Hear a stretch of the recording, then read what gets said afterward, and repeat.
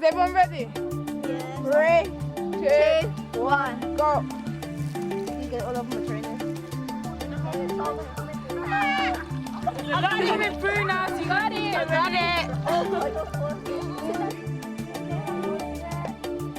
it! Operation Amphibian is a simulation activity designed to show young children how the Red Cross deals with emergencies.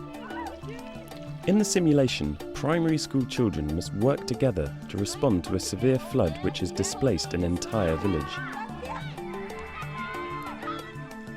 But there's another important dimension to the project. Operation Amphibian is a peer-led programme, meaning that secondary school pupils guide the primary school children through the entire simulation. This group of 12 Year 8 pupils have volunteered to act as peer educators and run the operation themselves. Kiana, Oscar, George, Montana, Yasmin, Tyra, Kieran, Renu, Sukti, Cody, Kitty.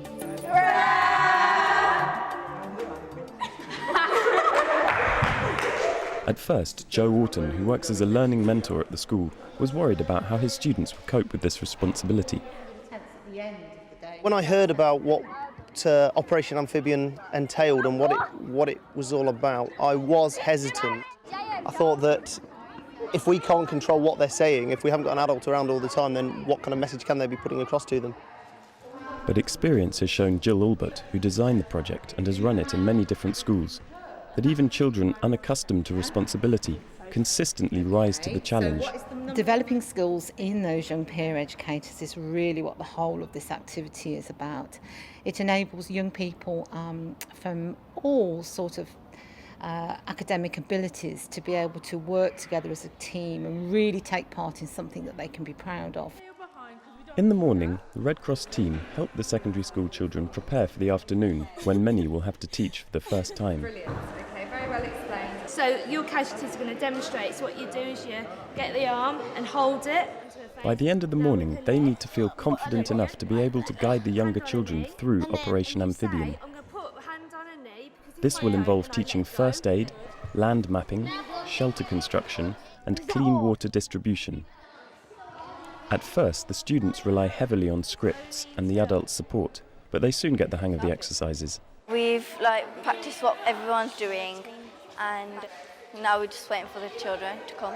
Now we're actually going to get to do it today. It makes it feel more exciting. Now I'm not really nervous, and because if I mess up, I can just improvise. Make them go worldwide. Their preparation complete, the team must now set the stage for Operation Amphibian at their new outdoor location and get ready for the arrival of the primary school children. 9:15. We've got about 15 to 20 minutes. We're like camels, man. There has been a flood. Villagers have been displaced. They must map out the scene of the disaster, dividing the space into two zones separated by a river. Do it that way. In fact, no. Yeah, do it that way. Each zone must contain a warehouse for equipment and a clean water supply point. This task requires active teamwork and encourages them to show independent initiative, which for some is a new and slightly daunting experience. Shall I put the tent pegs into the river?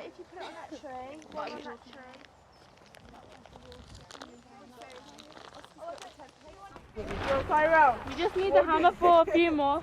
I know. That's why I'm here. When you tell me what to do, I do it.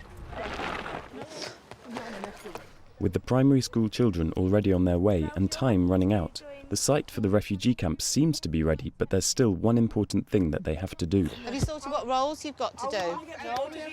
You haven't sorted the roles either. Are we still in the same group? You've got to sort. Well, this is all up to you to do now. This is your day. Each activity needs someone to lead it, and it's up to them to decide who that will be. Renee takes the lead and calls everyone together. Could everyone come together for a second? We've just got to see what groups we're in. So, who wants to do severe needs and wants assessment in your group? I'm doing first aid. So who wants to do the introduction in our group? Each activity is run by two students, one to introduce it, the other to debrief at the end. With everything finally in place, the primary school children arrive on site. You've got young people to look after now, so go show us how mature you are. I'm scared. You're scared? Don't be scared. I'm here every step of the way. We're all a team. Yeah? Yay. My name is Kitty and I am a member of the Red Cross in this country. Kitty gives the introduction and the briefing for the first activity. What is this? Does anybody know what it is? Bandage. Yeah. Make sure the bandage is not too tight. Pinch the thumb and it should turn white. Now, does anybody want to have a go at doing that to each other? Yeah? We'll just draw it off here. Yours is really neat and good. Oh, it's better than mine.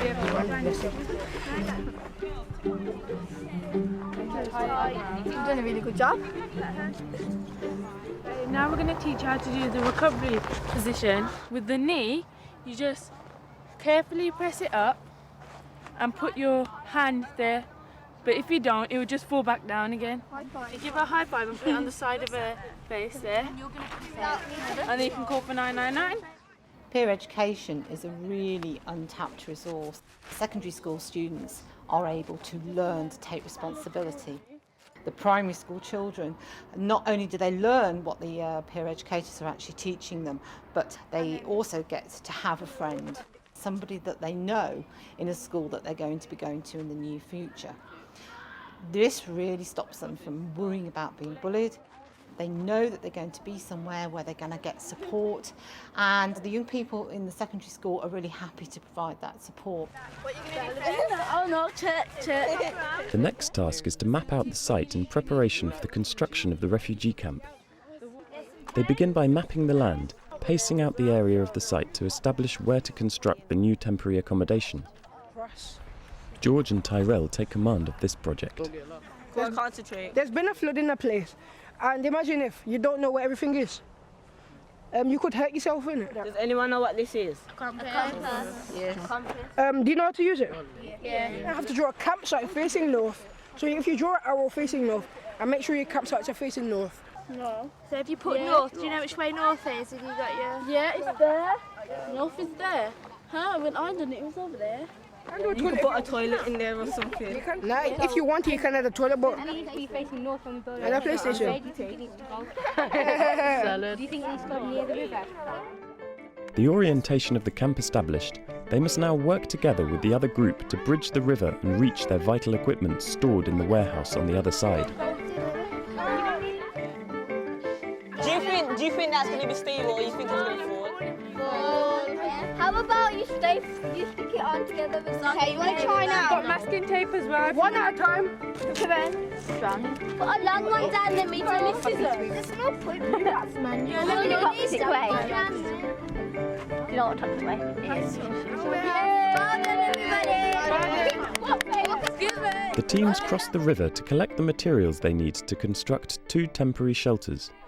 They must assemble a dome tent for living and an improvised structure for holding cooking equipment. For many of the primary school children, this is the first time they have ever put up a tent. What you've got is this. You've got 1, 2, 3, 6, 7 poles, and you will have to mask and tape them. Well done. Is it coming through? Yeah, it's coming through. Just come and be careful because Hold it in. Thank you. Right, so now should we do the other one now? So where's the other black pole? We need that I'm going to try and do the other one. Oh yeah, you should get something to stick it together. Is that going to be secure? Where's the masking tape? This sort of methodology, working with young people, offering them support and training to develop and have ownership of their own project, is something that can be taken into any classroom. Maybe some of them being journalists for the event. You can look at them doing the budgeting and the planning. So look at those. How we need to do it. Should we copy them? Once the structures are up, the children collect food and cooking equipment to take back to the shelters before being debriefed by Kiran and Kuljit. Do you think it's quicker to build a house or a tent? A tent. Well, you better have a house and a tent. If there was say if there was an earthquake, you know, a little tremor, your house, the tent would just broke down. What's the difference between a house and a tent?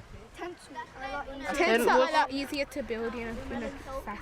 Yeah, but in the long run, the house will be better because a stable house is more stable. Could take years to build. So where would you rather live? House. In a house. In the final activity, the groups learn how to perform a tracing inquiry to reunite families dispersed by a disaster. The activity is to be interrupted by a surprise incursion designed to test the children's new first aid skills. Oh my God, what's happened? Oh. Do you guys know what to do with your bandages? Yes. This stings. Now, why were you leaving the film out? To check the blood, that the blood's still flowing. So this project is owned by the young people. It becomes theirs. By the time they finish, they own it totally. It's something that they have created, they have been part of, and the responsibility for many of them is something that is a really new experience. You guys have learnt a lot of things, haven't you? I think all deserve a clap. Well done. Do you want to come inside? Okay, this is for Jasper. Well, I learnt how to set up tents and how to work together with other people to survive in environments not like... If a flood came, Yeah. we would know what to do. If someone had their hand cut, we know what to do. Get a sling, tie it off the bandage. They made us learn by doing, not by picking up books. So it's quite fun. Not reading, but actually doing it. Yeah. I thought that it would just be us little kids and then bigger kids showering over us. They've acted to us that we're the same as them. Thank you to all you guys as well. You've been all well behaved. The Red Cross and the way the Red Cross put across the message of Operation Amphibian to all of us worked very well. I was really pleased. I felt it went really, really well. I felt that we couldn't have done any more with the children. We had to be more serious because their parents are sending them to school to get a good education, so we have to live up to their expectations. Basically made us think of how we must have been like that in primary school, and we were in the teacher's shoes who used to be teaching us, and they realised how rude we were. So basically we were getting a taste of our own medicine, really. Come to a point in the children realise that they've got to be mature about something. They've got to have a sense of maturity, a sense of responsibility. And I think they've shown that 110%. If we can get the children involved and understanding what is needed for this child-led learning, then we're on to a winner. The children are influenced from us, so our actions affect on their behaviour. So that's because they look up to us. Because even though we're only slightly older than them, we're their peer educators. You learn a lot about people, and you learn a lot about yourself, and how if it's the right group and the right people, then your communication skills get better and your leadership skills can get better as well. So you grow as a person and you make other people grow.